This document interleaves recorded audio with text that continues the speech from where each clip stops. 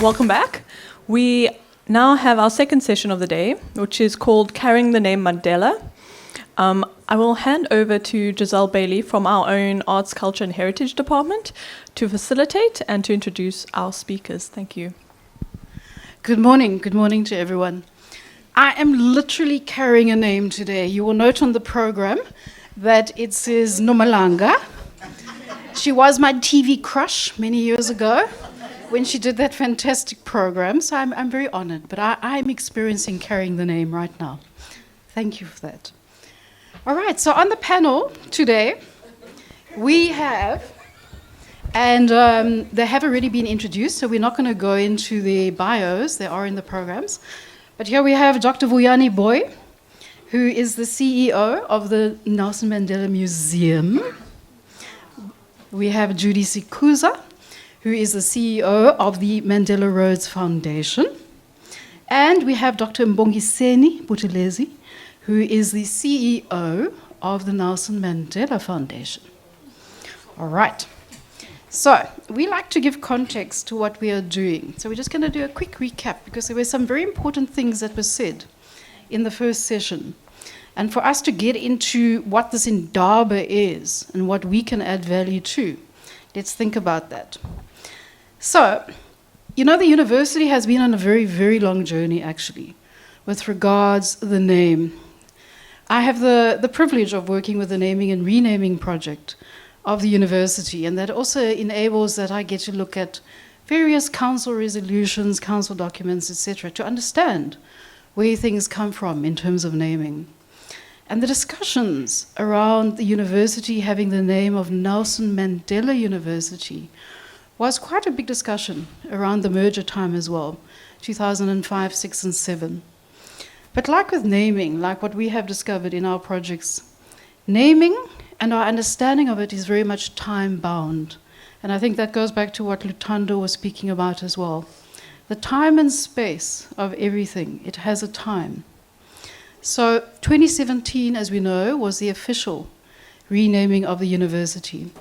And there has been significant and considerable deep thought into what this name means. And I think that's, again, going back to time and space. Would that have been possible to the extent back then to where we are now? Possibly not. And I think from what Prof. Keert and Muronga and Dr. Mweng and the others were also saying, there have been good programs that have been developed over the past 5-6 years as well. But perhaps what we are now looking at, and what is coming out clearly in the document of embedding Mandela, is also, what does it then mean? What is our understanding of Mandela, and how do we deepen the praxis which have come out? And I'm getting the nod there from Judy. Throughout the first panel, she was agreeing with much with what you were saying. The challenges are shared in terms of a name, in terms of society, in terms of what we as a university represent as well. So I think if I had to be a doctor, a medical doctor, and I had to analyze what the first panel was, I would take it to a visual image of William Kentridge, where he made a series of works called The Head and the Load. What goes on in the thinking and the commitment that we have to have when we carry that thinking forward. Now that really came out from the panelists in the first round. Their deep thinking into what this means. In our panel, we're going to be moving into the senses, which perhaps are, because of who we have here, the eyes, the tongue, the heart. These are the foundations, the museums, etc., that engage with the public. They engage with what this meaning is beyond. Now, this is a very important aspect in the university as well. And the university's praxis is based around convergence. How is the university working with society and the community in trying to understand and work through concepts? So this panel is really about that particular aspect. The three significant concepts that this panel also talks about are engagement and the complexity of the name. And some of the questions that came out in the audience before was going around this. And I think that Vuyani can really speak to that one as well. Carrying the name of a museum, when you are a museum, you are engaging the public. You're carrying that name out there. But what you might think the name means might not be what the community thinks it is. So how do you engage with those complexities of the name?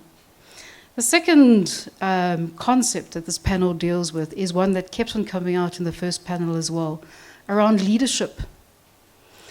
That is Judy's realm of work. What does this leadership mean beyond the university? And then the third is something that struck me in my very first few weeks of being at this university. In the archives, we have one of the old reproductions of Mandela's love letter to Winnie in his own handwriting. And when you read this, these are the things that we tend to forget about him as well, how sensitive of a person he was, how much he loved, how deeply he loved, how much he was hurt as well through that love. But his leadership took him to a different place. I think Barbara Masakela once remarked that to her, he was one of the loneliest people ever in the world. And to us, he was everything. So again, that complexity, and that's going to go for the Nelson Mandela Foundation. Because in this foundation, they are working with a family's understanding with regards Mandela, at the same time as our understanding. And where is this borderline between the two? So in sum, these are the issues that we as a university also focus with in our work across the different units, the divisions, the faculties, etc. So I'm going to open to the panel now to lead us more into this. And I'd like to start with the heart, that sense of proximity, what it means, that vulnerability. How do we define this when we are working with Mandela? Thank you. Good morning, everybody. I'm struggling where to start because the panel this morning has sent me in so many different directions. So what I'd prepared has kind of become irrelevant. So, but let me plunge in. So I'm going to offer what I'm going to say as a provocation to further thinking. So I'm going to make it sharper than perhaps it needs to be in some ways. Let me start with actually a reminder to us of some of it, pulling on some of the threads that are in the room from this morning. And I'm going to start by reminding us of what Madiba says about his name in Long Walk to Freedom and where this concept of making good trouble really comes from for us. So he says, at the opening of Long Walk to Freedom, apart from life, a strong constitution, and an abiding connection to the Tembu Royal House, the only thing my father bestowed upon me at birth was a name, Rolihlahla. In Xhosa, Rolihlahla literally means pulling the branch of a tree, but its colloquial meaning more accurately would be troublemaker. So that's the first. The second thing that has inspired this troublemaker idea that we are leaning so hard into is actually we draw from the US civil rights leader, John Lewis, where he says in an interview in 2021, when you see something that's not right, not fair, not just, say something, do something, get in trouble, good trouble, necessary trouble. And so I start there just to remind us of that. I think it needs to be in the room that and I think it touches on the question that was asked earlier by, I think somebody who was asking, why not lean into other people, contemporaries of our own, rather than this heavy leaning on Madiba?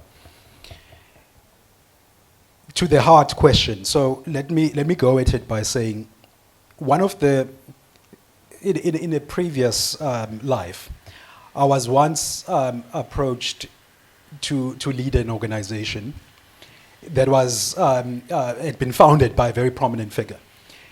And when I declined to apply for the role, I said, I don't want to spend the next phase of my career praising a founder. And here I am finding myself in a role where I spend my life praising the founder. Why do I say that? I say that because I think the question I'm sitting with is, if we are sitting with a prominent figure like Madiba, who I think, Andre Kiet talked about the Madiba's idea. It's an idea that looms so large the world over, and I'm learning this as I go to different places in the world. But the question that I sit with is this question of, what do we need to let go of about the figure that we hold on to, about the idea, in order to enable us to be freer, to do more? And that's where I want to link this back to this idea of troublemaking for us. Because for us, and to the idea of the heart, one of the things that have become very clear to me in the 10.5 months I've been CEO of the foundation is that there is a great deal that, when it comes to Madiba himself, but also when it comes to the family, that there's a great deal of pain, I think, to your point, that the family in particular still sits with.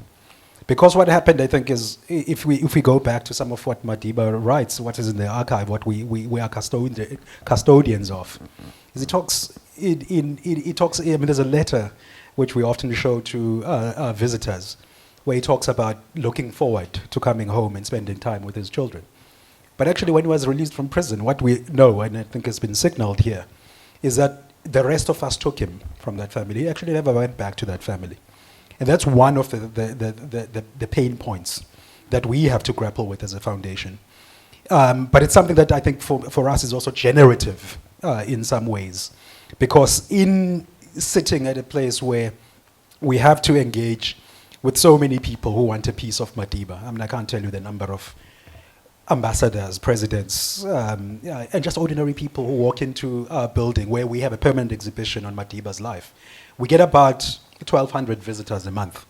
People just walking off the street who want to just come and engage with that history of Madiba. It really does strongly for me raise that question of, if he is, there's such demand on him, and there is that sort of contrasting pain that we also then having to engage with, that is there as a thread in his own writing, but also in the ways in which members of the family engage with being Mandelas. What do we need to let go of in order to also then be able to generate different conversations and different futures? And for me, one of the key things, and I'm going to end with this point, that we've had to let go of, that we're grappling with ourselves at the moment, is in thinking about the future of the foundation. It's an organization established by Madiba in 1999 when he stepped down as president. It has gone through changes, and especially since his passing in 2013, it's gone into different phases. But given where the world is at now, as was outlined earlier by Professor Mutua, the question becomes, how then do we use that legacy and what do we let go of in order for us to play a generative role in the world now? And one of the things for me that I want us to let go of is just, if you think of our tagline at a very basic level, it is living the legacy. And I've been raging against that, living the legacy, because I say we don't want to live the legacy. What we want to do is to mobilize the legacy to do meaningful work in the world. So living the legacy is something I want to let go of. We don't want to be inert. We don't want to find ourselves in a place where we think it's comfortable. We want to constantly be troubling ourselves in order for us to be better and more effective troublemakers in the world. Thank you.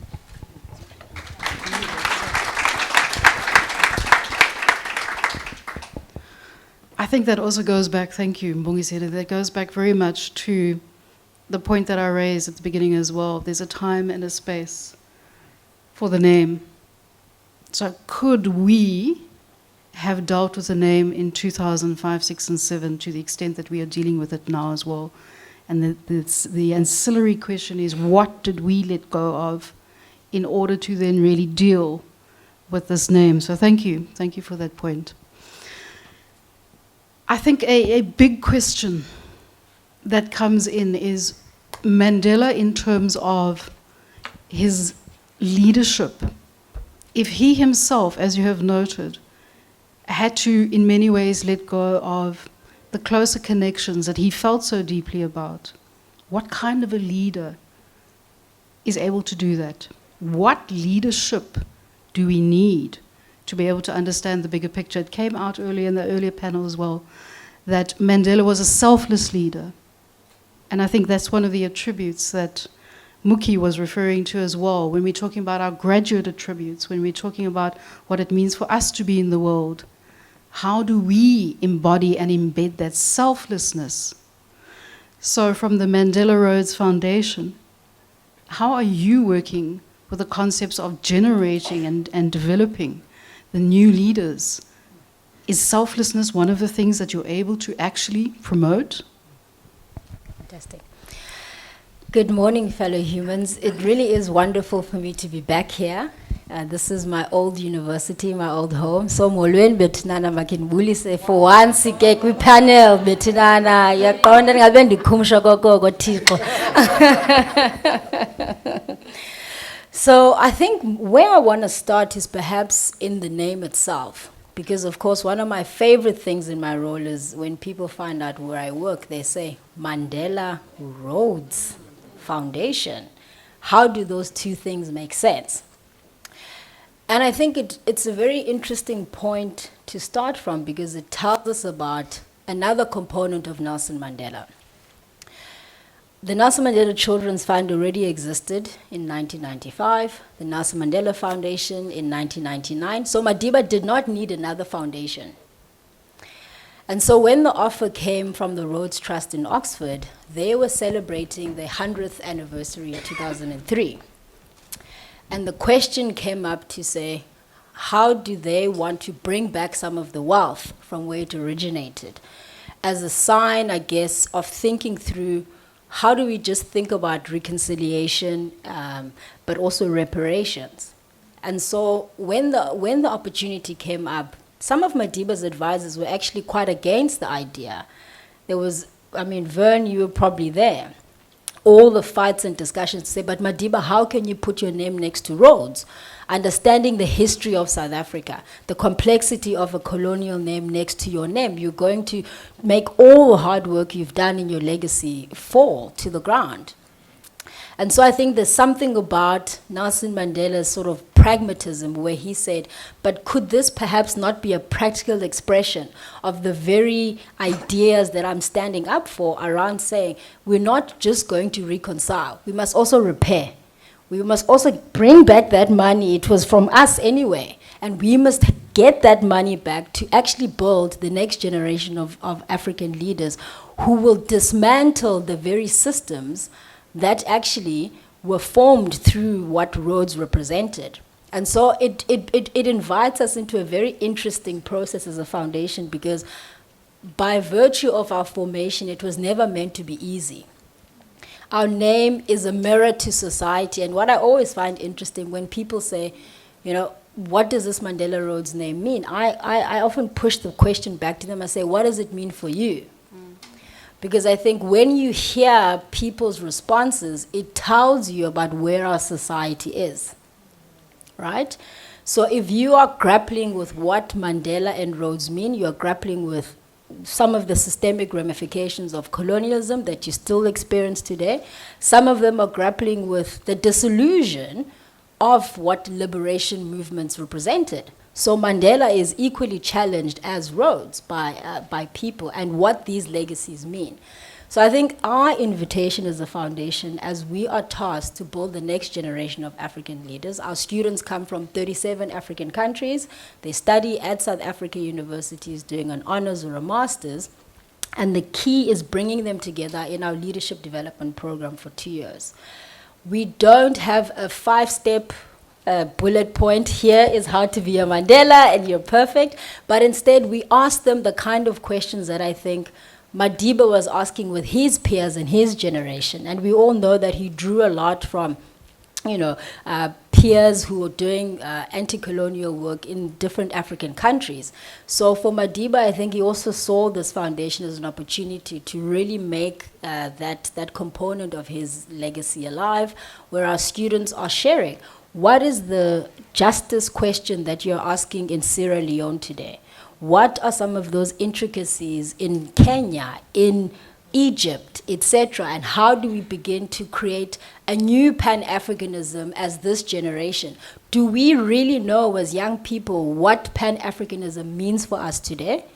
Are we co-creating and having those conversations that contest the legacies that each country is still grappling with? And so I think for us, when we sit with our Mandela Road scholars, it's trying to really get them to dig more deeply at some of the systemic realities that they face in their countries, and healing, which is a big thing and a word that I think we don't use often. I think even if you listen to Bongiseni's point about Madiba and the hurt and the pain that he had through the journey, we try to make sure in our leadership program that our students also have an opportunity to slow down and reflect. Because I do sometimes struggle with this idea that we're asking 23-year-olds to, you go and solve the world. The young people are the ones of the future. And it's like, but also like, I want to be young. I want to be free. I don't want to be thinking about all these big systemic issues, So it's something that I sit with and I grapple with myself. But at the same time, it's exciting to be part of this generation of young people because they're not afraid to ask questions. So when Rhodes Must Fall happened in 2015, the first thing people said, they said, Judy, but how are you guys responding to this? What do you think? What does this mean? I said, this is fantastic. I mean, one of the, sort of behind-the-scenes leaders of the movement, two of them actually were Mandela Road scholars. And they gave me a call the day before, and this, I remember the young gentleman saying, leadership, I cannot explain the details of what is to occur. But I just want you to know that tomorrow there will be something, and that something might, cause some questions, so just be ready and prepared. And so what we did once, obviously, the sort of initial, movement was developing, is we brought our Mandela Road scholars into a room and we said, what does this mean for you? What is the conversation that is being raised around the statue? Because it's like, it's not about statues. Mr. Museum can deal with statues. That's not my department. We're not interested in statues. We're interested in the critical underlying questions that students were raising about how the culture, the institution, transformation, etc., etc. And so we found a very interesting sort of insights coming out of that was that actually, you would have a white Mandela Road scholar say, no, the statue must definitely go off because this doesn't speak to the South Africa we're trying to build. And then you'd have a black Mandela Road scholar saying, no, but the statue must stay because it reminds us of what we still need to dismantle. So it's very interesting that you can sort of have different views and perspectives from people that you wouldn't assume would be the views. And I think that's the beauty of our name. Is it invites a grappling, a contestation, and the ability to manage complexity towards saying, how do we deal with the injustices of the past and grapple with them honestly and have the courageous conversations as we then try to find the third way.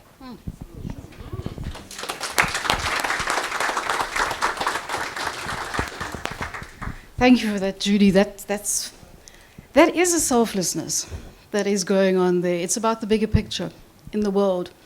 And it reminds me of what Nadine Gordimer wrote over the time period of 1990 to 1994, as she was grappling with what the meaning of Mandela meant.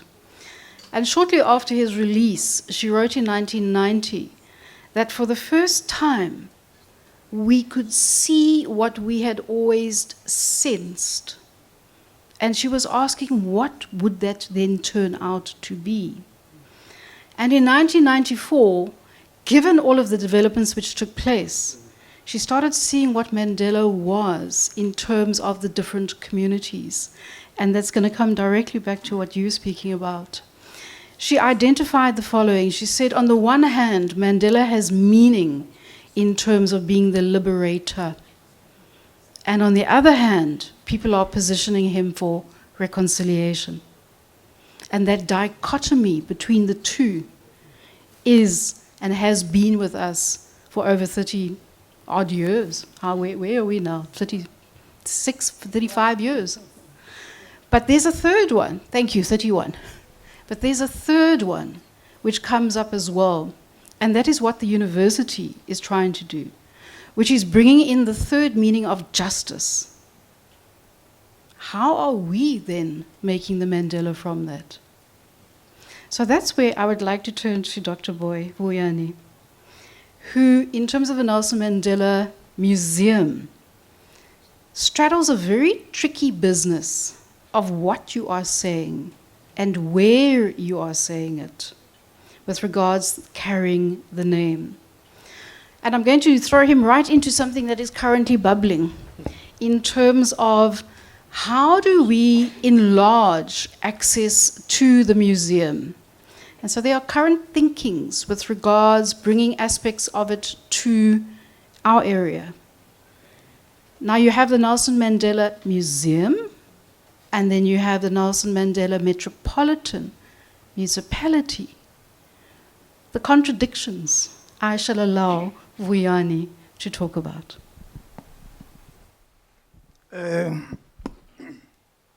Thank you for this opportunity.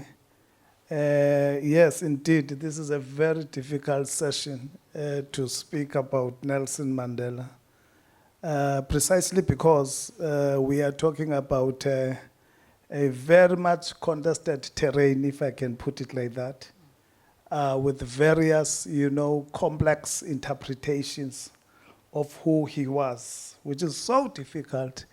And I want to believe that is the reason why today we are having this Indaba, is because the very same institution is grappling with the name Nelson Mandela. And that's a name that comes with a huge responsibility, not just from the students, but across, the spectrum of the institution.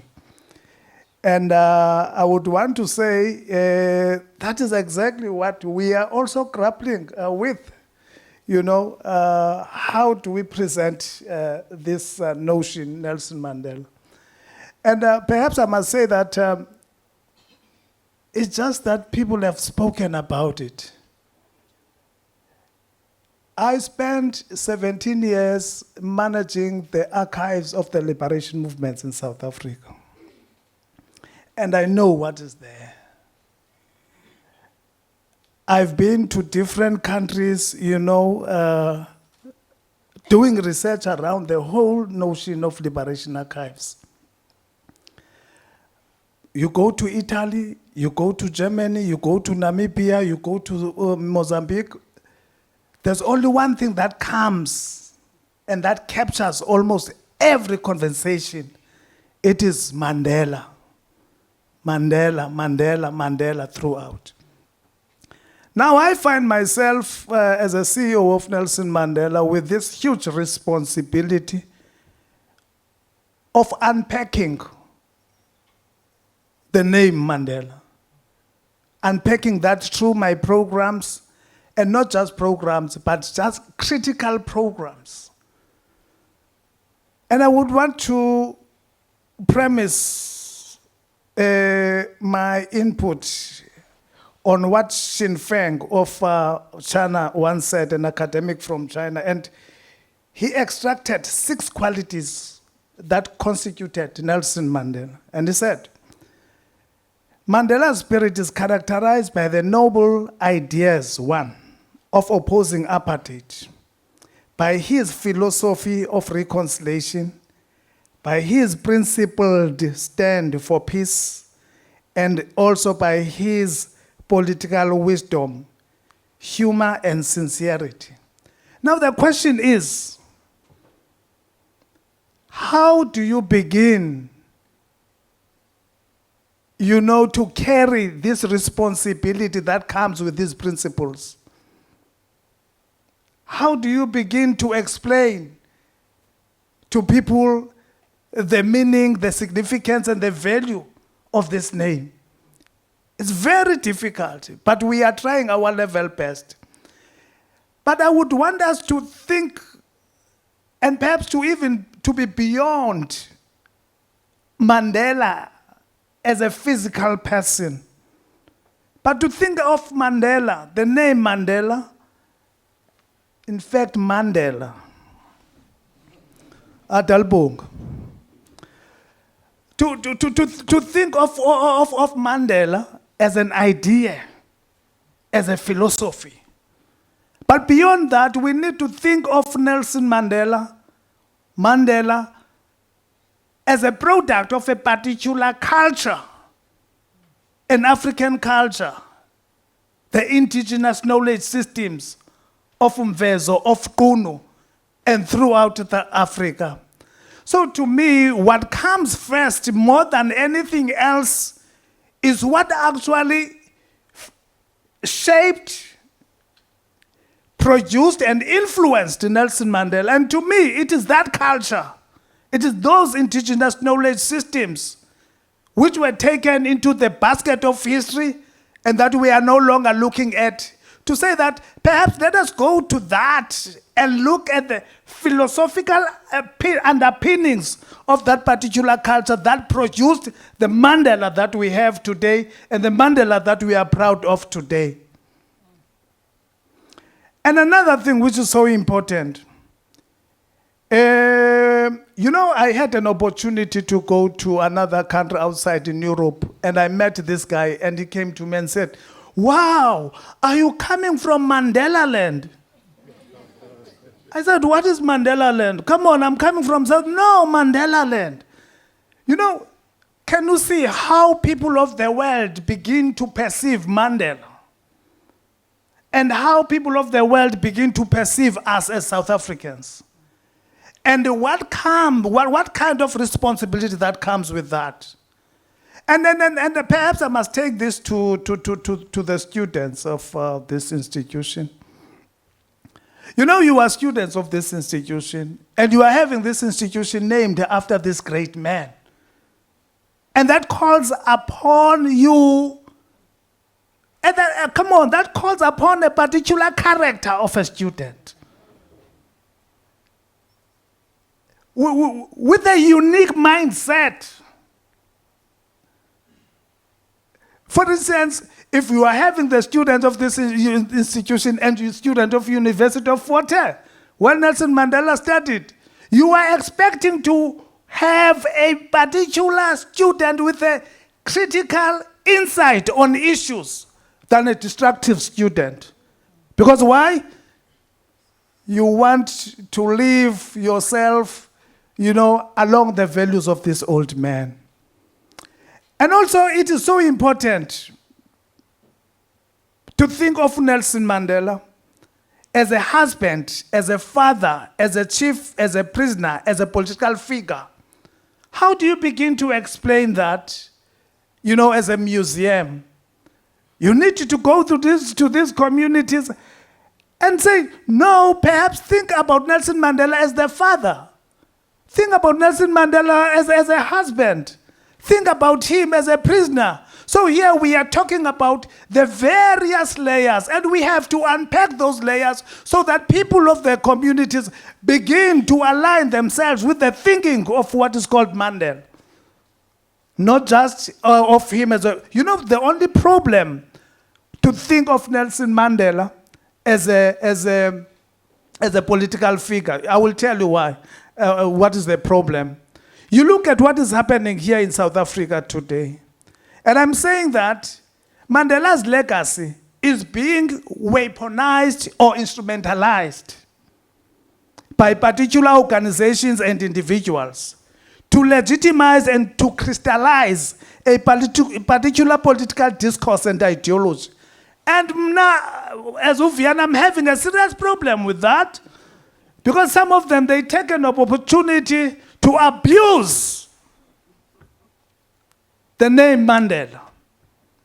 So how do you begin and go to the people and say that You know what? Nelson Mandela was fighting not for corruption. Nelson Mandela was fighting not for non-service delivery. But Nelson Mandela was fighting for these noble ideas. And people begin to remind you, say, look at that particular organization. What is it doing? And how do you begin as an organization, Nelson Mandela Museum, to navigate those difficult questions?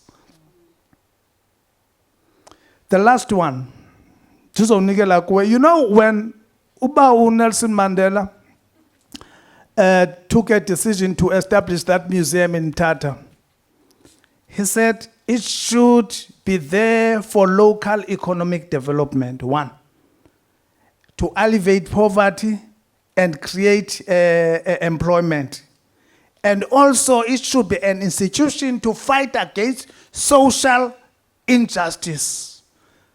And I want to bring to the fact that says Nelson Mandela Museum is not just a Eurocentric museum that is looking after long dead artifacts.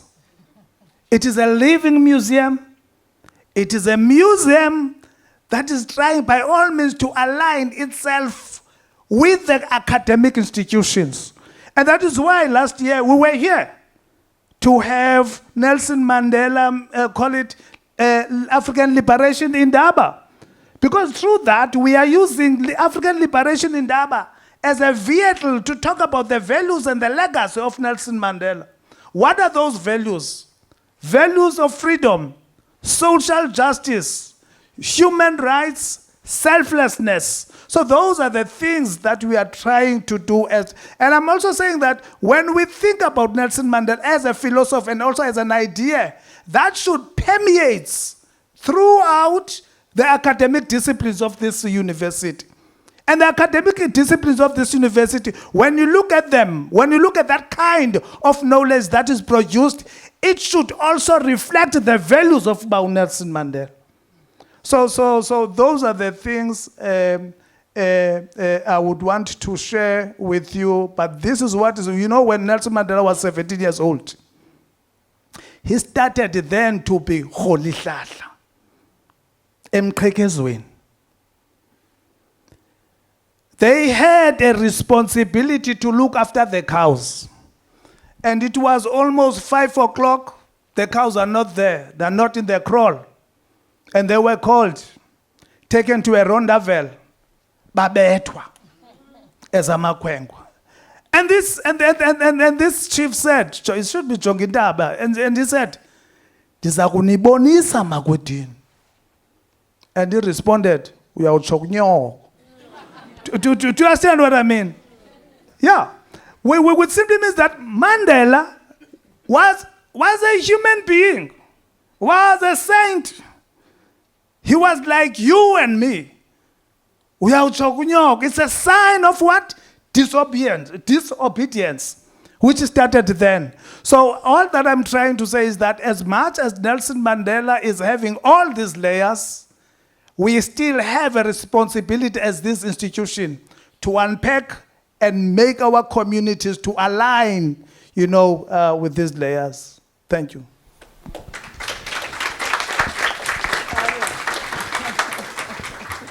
Thank you for that. So it brings us back then to the purpose of the panel.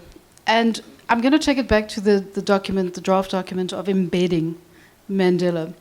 Because these discussions have been ongoing for several years to date. And a lot of thinking, a lot of programs have come forward.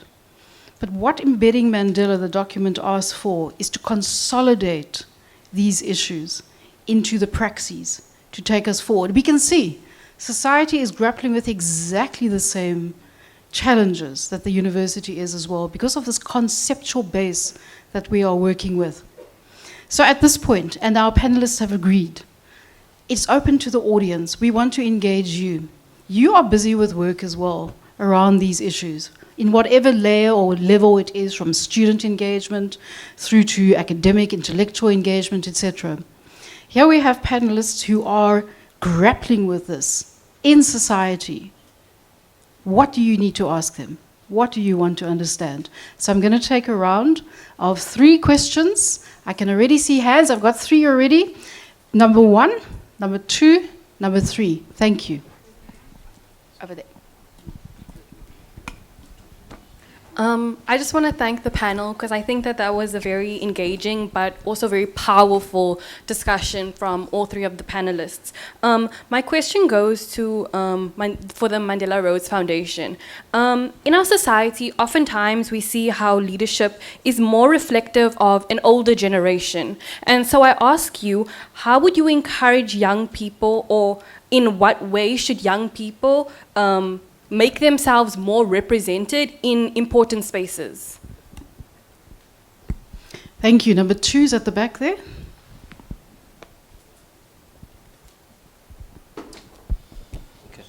Thank you. My question is directed to Utajopoy Gunyenubabu Teles.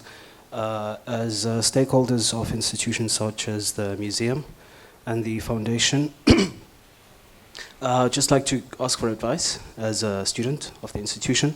How do you respond when presented with something called as, it's a conspiracy, yes, but it's known as the Mandela effect, which puts forward that Nelson Mandela died in 1985 in prison, and the gent that helps Francois Pienaar lift the Webb Ellis in 95 is called Gibson Makanda, and not the actual Mandela. So as students, we would like to be informed. And I feel like this is the perfect opportunity to... I'm sure you guys have been asked that question. How do you guys deal with stuff like that? Thanks. Thank you. Number 3. No, thank you very much. My name is Bonginkosi Shongwe. I just want to ask, everyone that is in the panel and whomever that can respond. Look, I want us to. I want to locate my question in the context of Mandela as a leader that was committed not only to the political liberation of black people, but resolving the material existential crisis that still obtained today in relation to poverty, inequality, unemployment, and all these issues. So I want to ask you about what's your view on the proposed national dialogue, right? From a perspective of the cost, in the context of the obtaining realities. Yesterday, State SA released that unemployment has increased. I think around more than 33% of the population is unemployed. That is more than 8 million people that are unemployed. So I want your views on the national dialogue from a cost perspective. Can't we take these resources and deploy them to resolving the obtaining social crisis, as opposed to another talk show, which has been a modus operandi of the government of the day? Thank you very much. Thank you very much. All right, Judy. Great, thank you. So I think there's 2 facets to your question, right? The first is that at an institutional structure level, I feel that society doesn't believe that young people are ready to step up, and how do we address that issue? Because we find and see with our Mandela Rhodes scholars, we equip them with the leadership skills, and within 5 to 10 years, they're actually stepping into senior leadership positions. So there's a mindset shift, particularly on the African continent, about young people's ability to take up leadership and responsibility. And how do we sort of address that? Because I do find some of our students will go into institutions and then people are like, you're trying to bring change here. Why are you being counter-revolutionary? Don't come with these ideas. This is how things are done. So I do see sort of a structural challenge. But then on the other hand, I also invite our scholars to come with humility, because I think oftentimes young people can also, because now you have read the Fanons and the Hoo-Hoos. Actually, most people have not read Fanon, but quote Fanon a lot, just by the way. But anyway, there's sort of also a humility required, because if you want to change an institution from within, the humility required is to really take the time to understand the history of that place. How did this institution come about? What is the current organizational culture? Right? Because as Edgar Schein says, culture is the way we do things here. So how are things done here? And also show credibility. Can you actually just do the job that I've employed you to do first? And once you demonstrate a reliability and a trustworthiness, you then get given more responsibilities. And once you have more responsibilities, you have influence and the ability to then shape the system towards the direction you're trying to get to. And so I do think there is also that element for young people to, on the one hand, we want the vigor of youth to challenge the system. And I think there's important role for people to play in that way.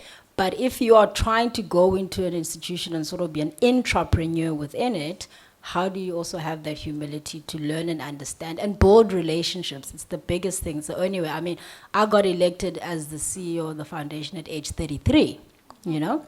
And there were peers, people who'd been there for years. I was humble. I said, how does this work? Why did this, what's the history? How did this partnership come about? Be humble, be open, and then I think, as it was mentioned earlier, demonstrate excellence. Like my team knows, it's a non-negotiable. As a Mandela brand, everything needs to be at the highest level of excellence, and to demonstrate that African institutions can also stand head and shoulders and be equal to those of the North. I'm proud that we can say 22 years of unqualified audits, you know? The fact that people are surprised at governance actually functioning in African institutions. Those are the things that we should feel proud of that exist, you know. Are you satisfied? Thank you. Gibson Makanda, Vuyani.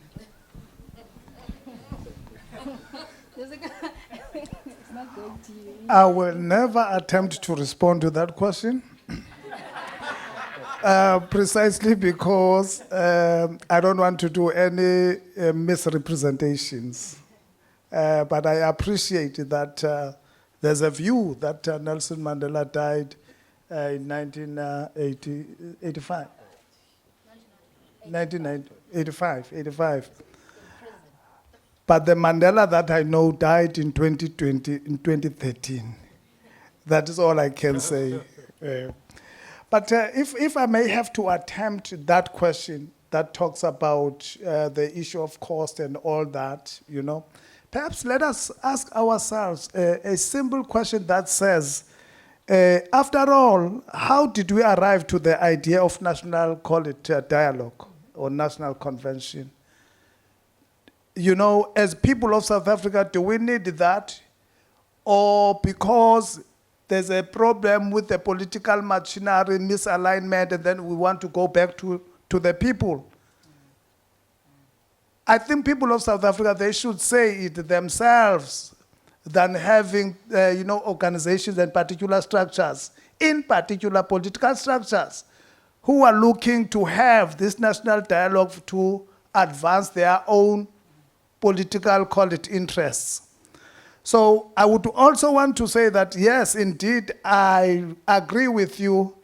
Nelson Mandela wouldn't agree to that, to use such a huge amount of money going the other direction instead of addressing the pressing crisis that we are having, unemployment, poverty. And in fact, that's what he actually stood for. And that is why he went to jail for a period of 27 years. So what is important here is that if we are having such a huge amount of money, can't we perhaps give that money to all the universities of South Africa and the NGOs, civil society? Let them think and conceptualize the whole idea of national convention, call it convention, rather than being led by political organizations. Thank you. I'm going to start with responding to Judy's response, I think, to the question about leadership, and say something that the leadership of the university might not like me for. Yes, that's the polite way that you are talking about. But I think we also need to hold open the possibility that sometimes there comes a time when you have to break things. And I think the fees must fall, roads must fall moment was one of those moments where, in fact, at the University of Cape Town, we'd been trying to engage with the leadership of the university about transformation. And we were just not getting anywhere. And I remember the last meeting we had with the Vice-Chancellor, before Roads Must Fall.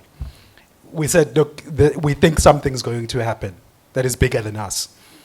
And so, sure enough, that moment came, I think, for something where the polite way of trying to engage was not working. And so I just wanted to say, we also then always need to hold open the possibility that a moment comes when we have to break things. Let's leave it at that. I'm not encouraging people to break things. I think a constructive rebellion, I think to pick up from what the registrar said earlier, constructive rebellion is also useful. It's something that we need to keep in our arsenal. Let me come to the Mandela effect question. So that hypothesis has been put to rest. Research has been done that has shown that, Vern can talk more fully to it. The foundation has done research work on this, which has shown that there's just no evidence to bear out that conspiracy theory. So I think that's all there is to say to it. You can engage Vern over there about the research that they've done.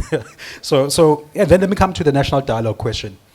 So on the national dialogue, I think let's own that as the foundation we're engaged, we're involved in it to some degree. But I'll tell the story that we've not been telling publicly, which is that when the idea was proposed just before the elections last year, the idea seemed quite exciting. When the launch happened, the foundation was approached to be, in fact, the site where the launch of the national dialogue took place by the foundations. The Nelson Mandela Foundation, declined to be the site of the launch. So the launch actually happened at Madiba's old home, that is now the Hotel Sanctuary Mandela. The reason we declined was I wasn't in the foundation at the time. Colleagues, Vern and others took the decision to decline because there were just questions, I think some of the questions that are being asked here about, one, is this something that the country needs? Is this something that's going to be inclusive?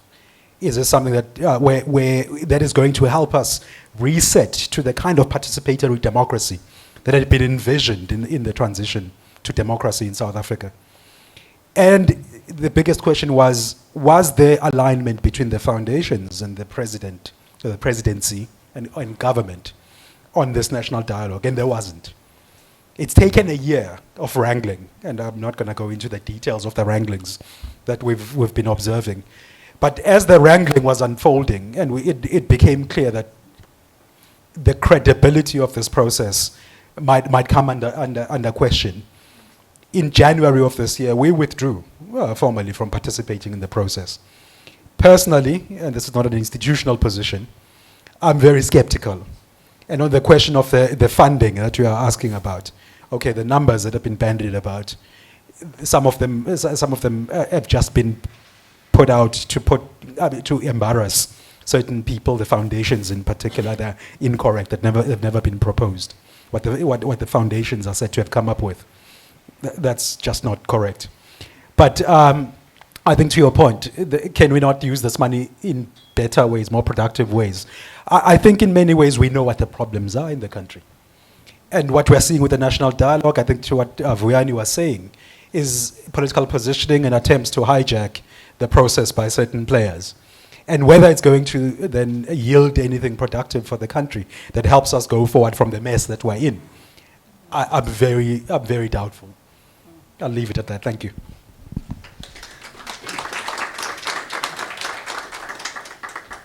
We are left with approximately 2 minutes. Judy, anything to contribute? On this question? Yes.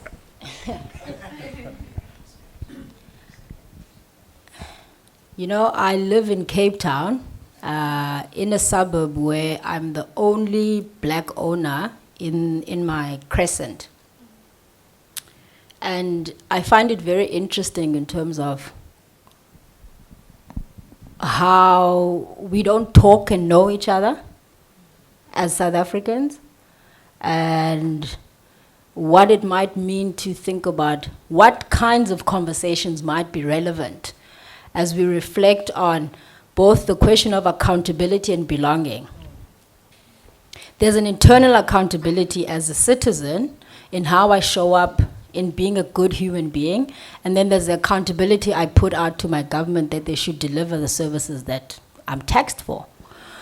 Then there's a question of belonging, which I posed earlier. Who do we belong to?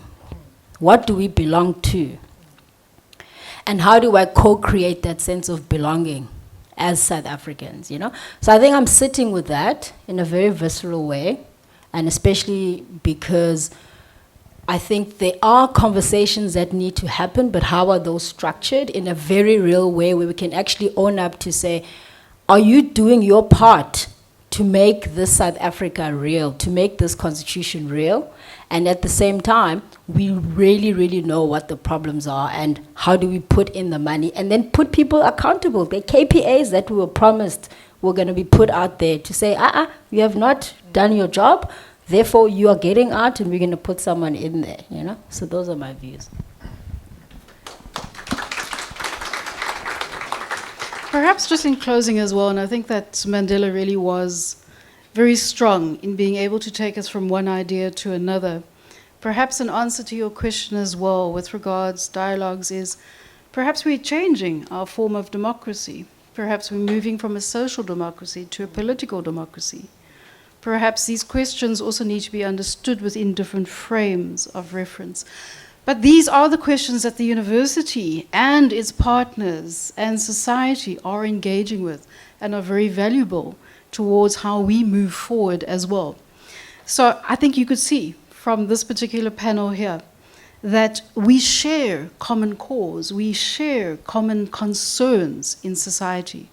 So that partnership between ourselves, the work that you do within the university, the work that happens in society, it all comes back together in terms of innovation, in terms of research and development, our engagement and our transformation. And with that, we thank you. Thanks, guys. Thank you.